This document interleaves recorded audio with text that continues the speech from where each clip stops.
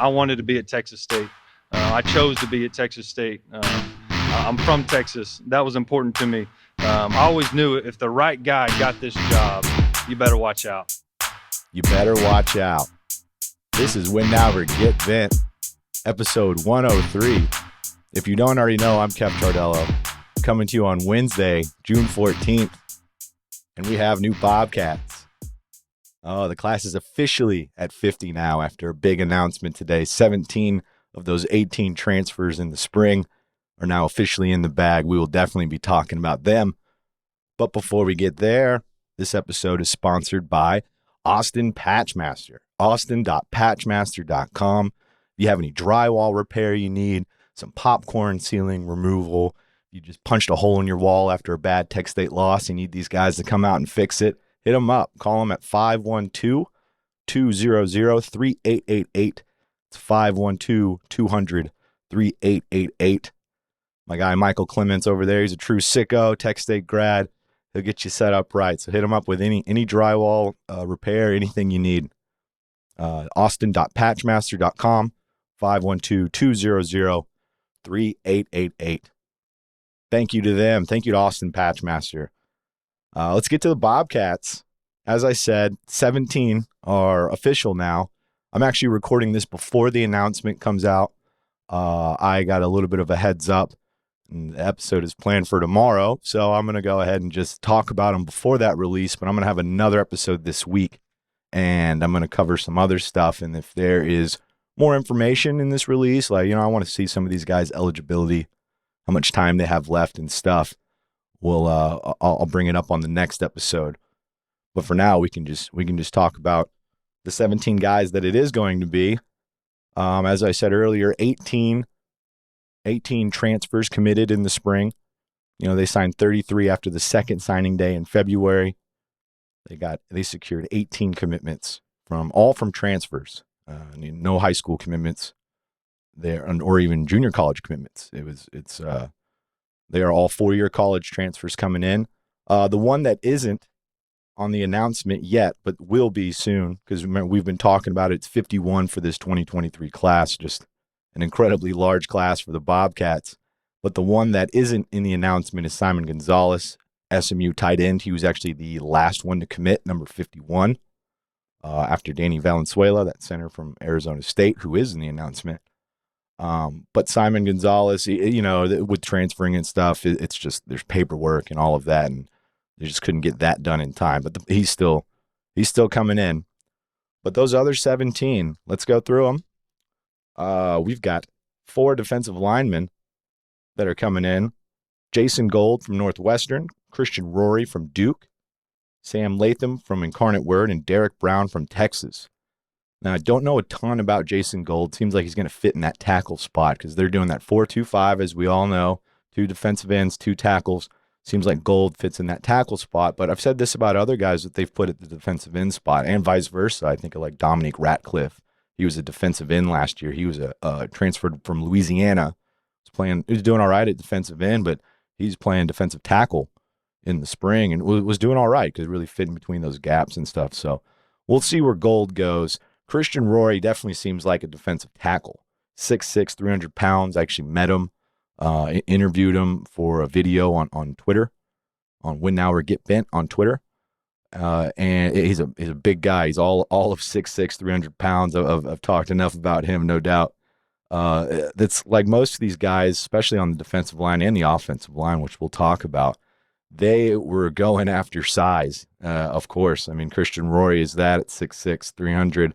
The next guy is right there too at 6'6", 270 pounds with Sam Latham. He's an Incarnate Word transfer defensive end. I think he's just got 1 year left. But when that release comes out, by the time you're hearing this, that release is already out, and so you'll be able to read all that information. But I'm wondering if he has 1 to 2 years left. Not sure, because he played a lot of ball at Incarnate Word. I know this coaching staff, obviously, a lot of them came over from Incarnate Word. 6 of them, including Kenny, came over from Incarnate Word, so they were pretty excited to get Sam Latham in there, one of 9 Incarnate Word transfers overall. And then Derek Brown from Texas. Didn't play a lot at Texas, was a freshman last year. Really played linebacker. He's a tall guy, 6'4", for a linebacker, weighing in about 220. He's got different weights listed in different areas, but it seems like he's around 220. They're going to put him on the defensive line, not a linebacker. He's going to be a defensive end. I could see him being a project just because it's a position switch. They want him to add weight. He's a younger guy. So I don't anticipate a ton from Derek Brown this year. Who knows? Could be surprised he gets in there. But I think it could be because when you see these Texas transfers come in, at least for me, my eyes light up. I'm like, oh, that's a big time program. Everybody knows about Texas around here. That's why when Myron Warren came in last year, it didn't play a ton on the defensive line. I anticipated, I was like, oh, he's coming in from Texas, automatic starter, right? And he was actually in the rotation, but not a starter. Seemed like he was a starter in the spring. So, and he had more experience than Brown coming over from Texas. So I feel like they'll take some time before Derek Brown really gets into the rotation. Let's talk about some offensive line. They got 5 of them, 5 spring transfers, commitments, I should say. Commitments from transfers. There we go. They got 5 of them. One of them you're going to hear from. Of course, I'm so bad at introing it. What am I, 6 minutes in and I'm just now saying it? Marcus Alexander. I did a great interview with him last week. That will be featured on this podcast. Terrific stuff. We've been speculating a lot about what they're going to do about the center position and everything. Marcus actually reveals that he is going to be a center here at Texas State. He's never played center before. Was real honest with me. It's just like his buddy Bray Walker. Those are 2 great interviews. But this will be the first player interview where you'll have video. So if you're just listening audio, Win Now or Get Bent, the channel on YouTube, go check us out. Subscribe, please. The subscribes help us out. We're getting close to 100. I appreciate you sickos out there. I see all those comments too. Keep them coming. But yeah, it'll be the first video with a player. So it'll be great if you tune in and check it out. It was a really good interview. I won't spoil all of it, but he was getting his car repaired at the time of the interview. So it's kind of funny video from there. But yeah, so I said all of that to say all of this. 5 offensive linemen committed in the spring. Marcus Alexander is one of those 5 offensive linemen. Oklahoma transfer, going to be getting in there at center, as I was just saying. Bray Walker, another Oklahoma transfer. He's been on the pod before. A lot of you have heard from him. Chase Todd, the Houston transfer. Danny Valenzuela, Arizona State transfer. He's a center. And Alex Harkey from Colorado, looking like a tackle. But yeah, Marcus Alexander, I just talked a lot about him, going to play some center, snapping the ball for the first time in his life. Bray Walker, he seems to be a tackle. I asked Marcus a little bit about Bray and where he sees him fitting.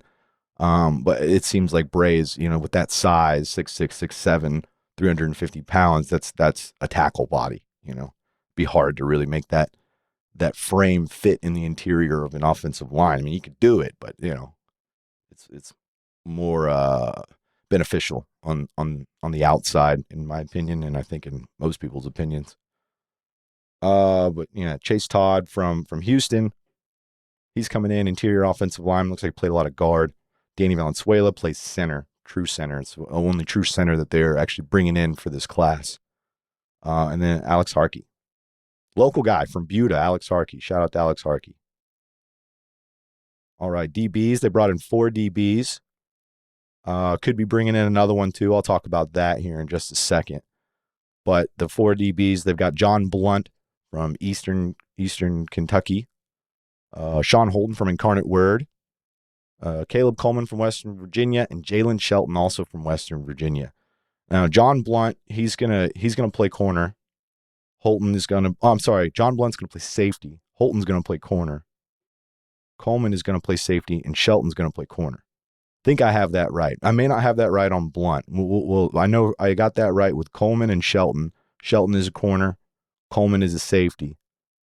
And Holton is a corner for sure. But we'll see where John Blunt fits in. They've been trying to figure out what they're going to do with that nickel position. It's that 4-2-5. So that 5th DB is that nickel spot, almost like a hybrid of a corner, safety, linebacker. It's an interesting position. They call it the star position. Could see some guys that are already on roster move into that spot, or some, like I said, they're trying to get 2 more guys still for this 2023 class. It's crazy. This class still isn't done. They want a receiver and a DB. And I'll talk more about that here in a sec. Let's keep going through the last 4 of these 17 players that are officially Bobcats now. We will go to receiver, Joey Hobert from Utah Tech, Sean Shaw from Iowa State, and Bo Corrales from SMU.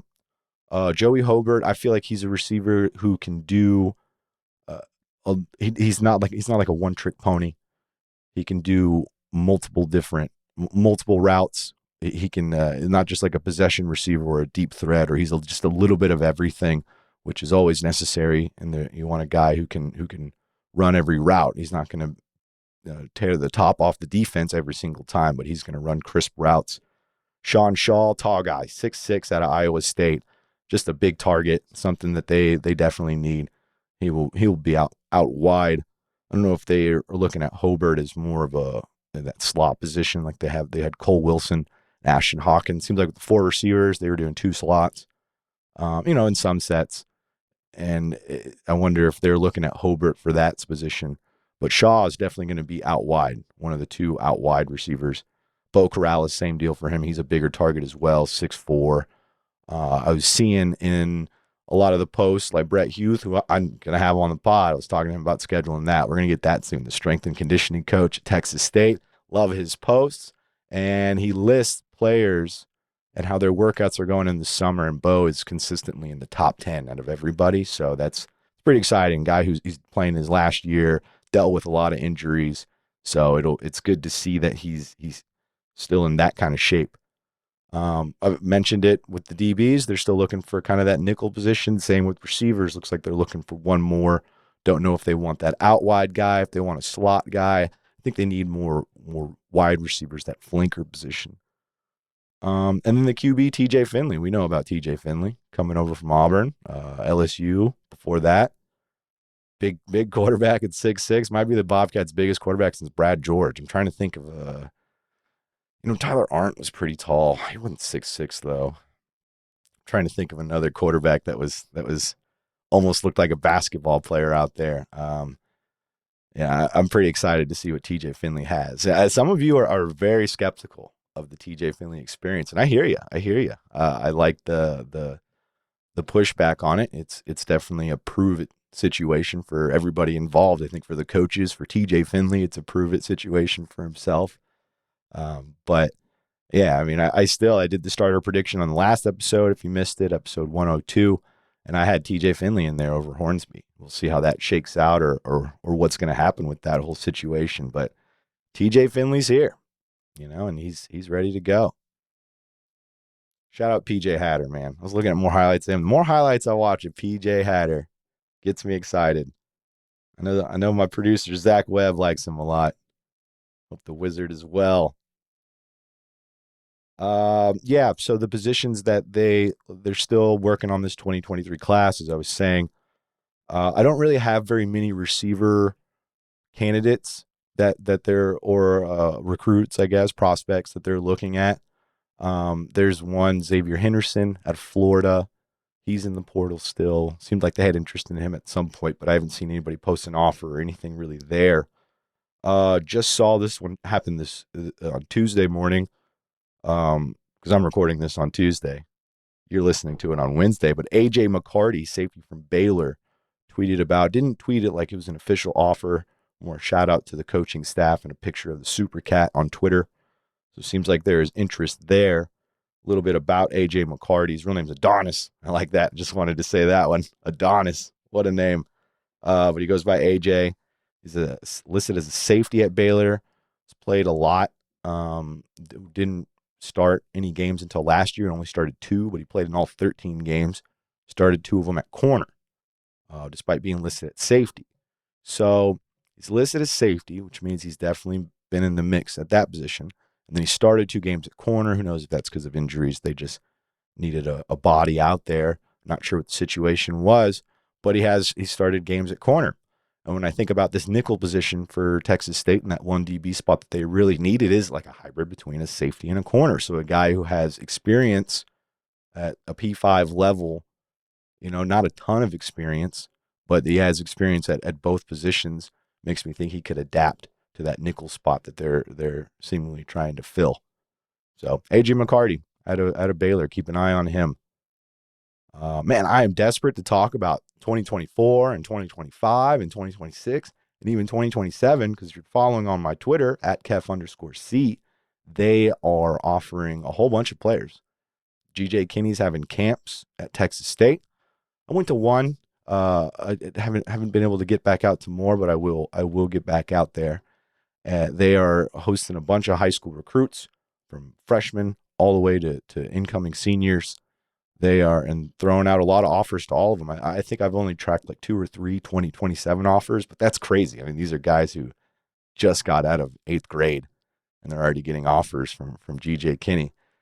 But I want to talk about all those players because I've been tweeting about them all, tweeting out all these offers, and I want to go through that class by each year, 24, 25, 26, and 27. It may not be a ton in 27, but still worth talking about. We're still not done with 2023. I keep trying to wrap this up, and then it's like, okay, let's think about next year. But they're still going. So even though there's the announcement with the 17 new ones, gives them 50 official. Simon Gonzalez is going to be official at some point, and then potentially 2 others. So they're still working on 2023. But I wanna talk about more of these players, and we'll get there. Once we get past 2023, we're going to start breaking down some of these young guys because they don't have any commits yet for 2024 or any of the other 25, 26, 27. They don't no commitments yet. It's still really early for that anyway. But the fact that they've been putting out a lot of offers, a lot of first offers, which is really nice to see because when they get in there, there's certain players where they'll offer them and you look at their list. That's why I'll say so-and-so got an offer from Texas State, other offers from, and I'll list them out. It's either a handful or it's a whole long list. And it's like, well, the odds of the Bobcats landing him with that big long list, a lot of those are some big programs. And obviously you still got to offer those guys. So I'm not complaining about that at all. Like, still do it. I mean, you never know what happens. But it is nice to see these guys are like first offer from Texas State or like their third offer, an interesting trend I have noticed with these recruits is a lot of them already have Arkansas State offers. And, we've talked about the recruiting class. I think I did that on the last episode where I know I've tweeted about it. Where Arkansas State right now on 247 Sports has the highest rated recruiting class in the Sun Belt. That actually might be South Alabama. I know they're right up there. It's like South Alabama, Arkansas State, App State, and then Texas State. Texas State is 4th. And so, but Arkansas State's right there with the Bobcats with some of these recruits. So that's been pretty interesting. Even though it hasn't been the best of times for Arkansas State, I feel like they've always been known to be recruiters. If you go back and you listen to episode 100 with Dr. Kelly Damphus, Texas State University president, he was at Arkansas State, talks about the waterfall deal that they put in there. That was it's a small effort, but it's one effort to attract recruits. Like, they look at that like, oh, this is an interesting place. So they've curated a little bit up there. It's cool to see them go toe-to-toe with the Bobcats because I'd love for that to be a rivalry. Texas State and Arkansas State, it's the 2 schools that are kind of on an island in the Sun Belt, They're on an island in Arkansas. Texas State's on an island in Texas. So that would be nice. But, yeah, there you go. We're going to wrap that up. Kind of a short episode this week. Like I said, Marcus Alexander coming up. That's I really like that interview. I hope y'all enjoy it as well. Stick around and listen to that one for sure. I'm going to drop 2 episodes this week because I am going out of town. I am going to a family reunion in Florida. So I'm going to pre-record another one. Probably going to drop it Friday. I'll make some sort of announcement before that comes out. So yeah, looking forward to that. Going to fly on a plane with an 8-month-old baby. So pray for your boy. That should be a blast. Going to Pensacola, where they do the Sun Belt basketball tournament there in Pensacola, Florida. That's where my grandparents live. So excited to go see them. But yeah, so that's just programming note for the episodes this week. We'll have another one out, and we'll talk a little further on these 17 here. But I'll have some good stuff for you on that one coming up. Thank you again to Austin Patchmaster. That's austin.patchmaster.com. 512-200-3888. Hit them up with any of your drywall needs, any repairs, any popcorn ceiling removal. You know, a lot of people want popcorn ceiling removed. Why do they even have it? What is popcorn ceiling for? Who wanted to put it on there? I don't know. Maybe that's a question for the guys at Austin Patchmaster to tell me. But I'll ask my guy Michael Clements that sometime. But hit them up. Even if you just want to call them and ask them that. 512-200-3888. Online is austin.patchmaster.com. Oh, yeah, WNOGB.com too. Don't forget the merch site. Here you go. If you're watching on the YouTube channel, you can see the shirt. Bang, right there.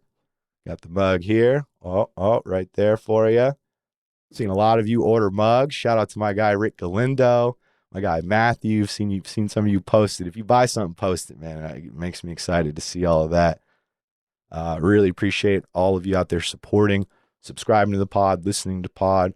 Our sponsors as well coming in. If you ever want to be a sponsor, hit us up, WNOGBKEF@gmail.com, WNOGBKEFF@gmail.com.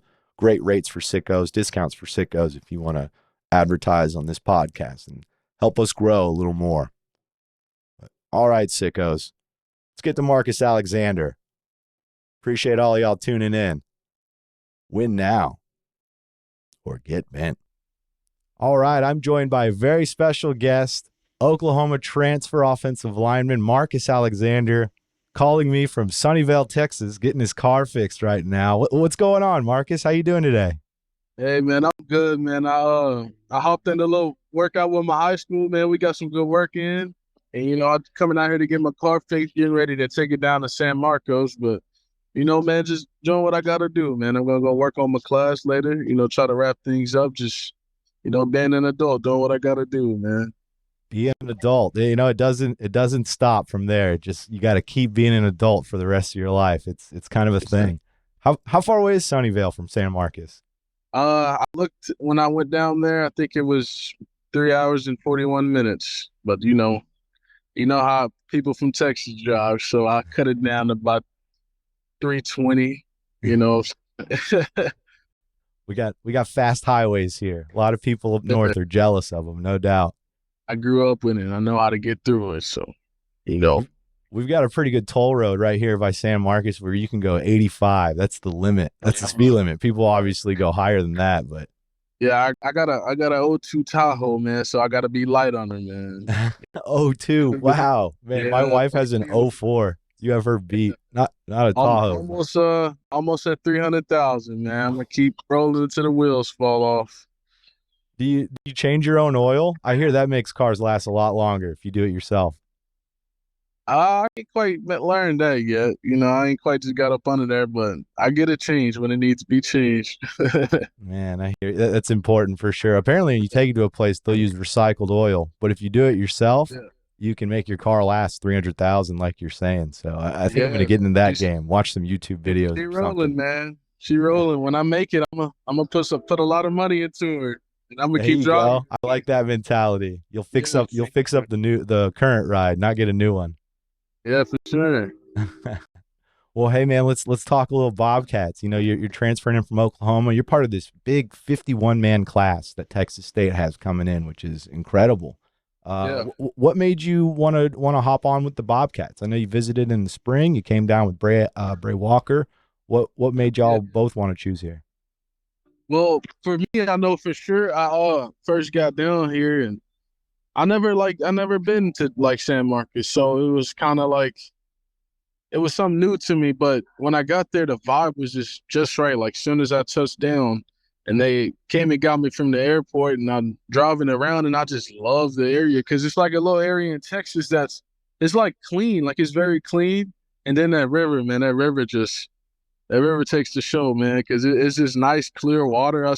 We went to eat at places. I seen people just out there having a good time, man. And it's just a vibe. That was like the first part. And then when I got to shake Coach Shoes hand and Coach Kenny hand, man, it was just like, yeah, this is where you need to be. They were just the most genuine people. They were nice, man. They knew what they were doing. Man, that was just cool. That's just how I function. I have to have a coach who's like, man, you got this, man. That's all you need. All you need is like a little push. Like, hey, man, you got this. You're smart enough. Coach Shu tell me all the time, you're smart enough. So that's just some things, man. And we sit in the meeting talking, and I was like, man, I like to commit, man. I asked God just to, just take me where I need to be. And then I went down there and I felt something heavy. So I was like, man, I got to go with it. I love that. I love the way you describe San Marcos too. It is such a hidden little gem. They should just put "It's a vibe." That should just be like the town motto. San Marcos, it's a vibe. I like the way you phrase that. You brought up Coach Shoemaker. We've gotten to know him a little bit since he joined on with Kenny. Man, he looks like he could get out there and play. I mean, he's an impressive guy. Tell me about Jordan Shoemaker and what made you like him so much to want to play for him.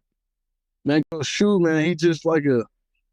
When I first, first of all, he's a big dude. He's a big dude. He's like ripped, and he's just cool, man. He's like, hey, man, head by head, like we'll get it done mentality. So when I seen that, it was like, this is a perfect coach for me, man. He's nice, first of all, and then he's just, we'll get it done. We'll get it done. Let's just keep getting better. I like that mentality. And Coach Kenny, man, he just cool, man. He a cool guy, man. Actually, man, we know some of the same people, and I think that's real cool as well, man. Kind of, that's cool, man. I like both of them. Yeah, you mentioned how big Coach Shu is. He's not like a big guy, like a big fat guy, but he is muscular, man. It seems like he's really getting in that weight room. You look at that when you see your coach there, you're like, man, I gotta keep up, lift those weights. Yeah, for sure. He's cool, man. He's real cool. Yeah. When they talk about kind of the offensive scheme that they have you fitting in, I know you were kind of more of a right guard at Oklahoma. Is that where they see you in this offense? No, man, they see me come playing some center, man. So all day long, I've been getting plenty of snaps. I've been working, man, and I really see myself playing as a center, man. I've been training all off season, man. I got to train with Creed Humphrey a little bit, man, and I saw it. I saw like how he was doing. I mirrored everything he was doing, and I just paid attention and learned everything he told me. But yeah, they had me playing center, man. I really think I'm gonna take off with it.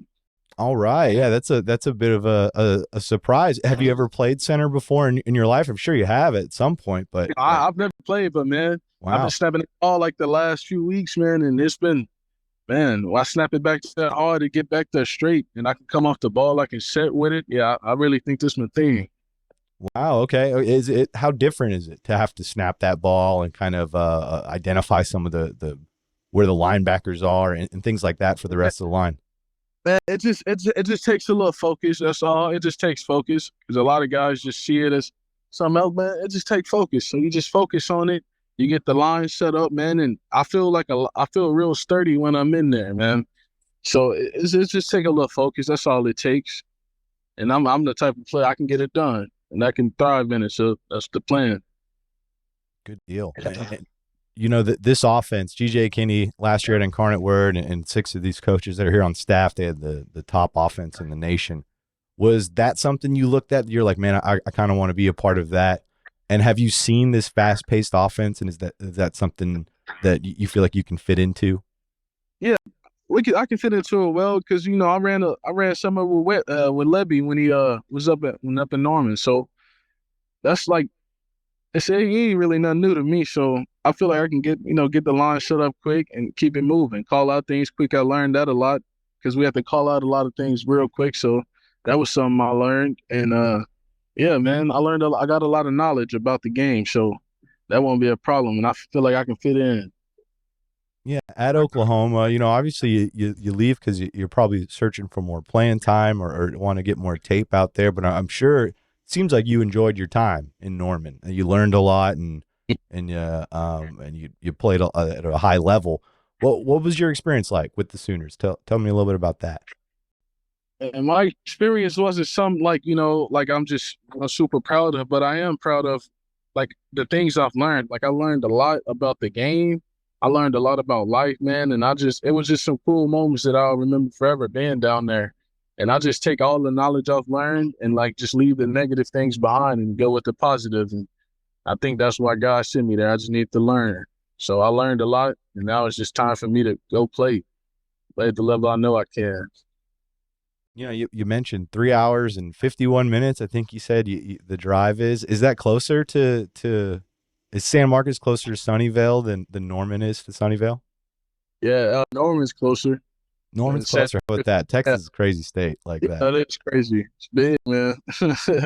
No doubt about it.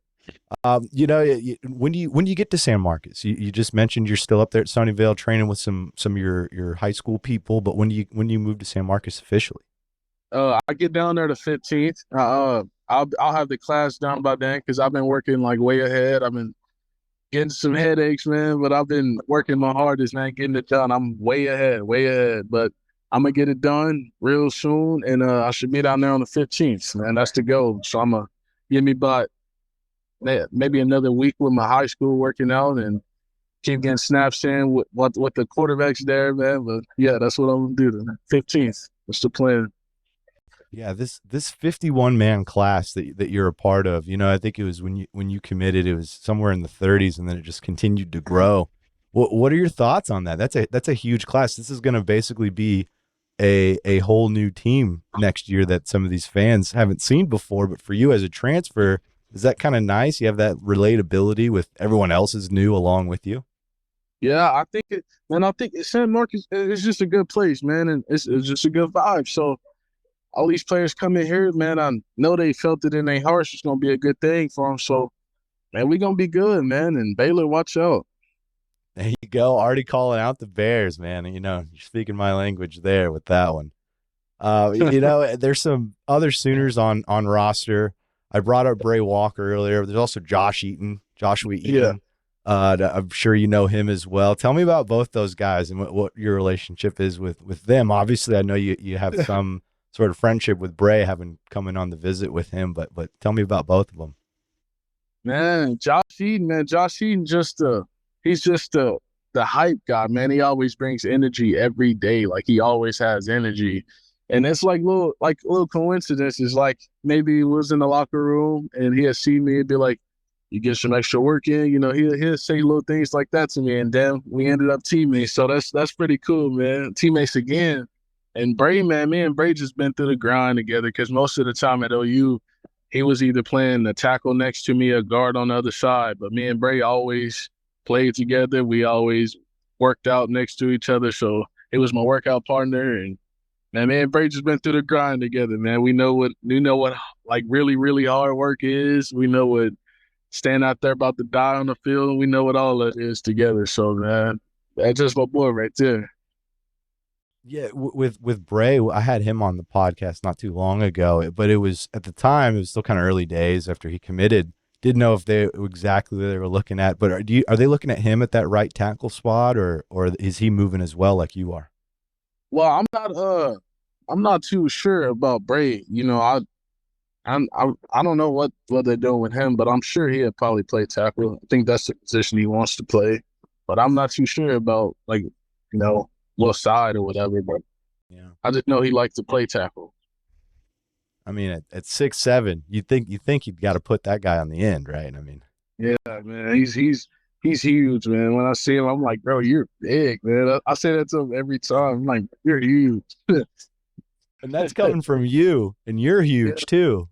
Yeah, but Bray's big, man. He's just a big old, he's just cool, man. He's just a different kind, man. And that's just him, man. In a good way, he's a different kind, man. And I told him, never change, just be you, man. That's just you, be you. He's just a nice, friendly guy, big, but he's friendly. So I just laugh at him. He's super funny. Me and him I just always laugh at him because he's a funny guy. But man, I like him and his family, man. They're nice people. His brother's cool. And they're just nice people, man. And I think everybody should just be like that. Just be yourself. They just be yourself, man. But he can play ball too. Bray can move some folk off that line, man. And I think also he needs to, Coach Shue will get him right because Coach Shue is encouraging, and some people just need encouragement.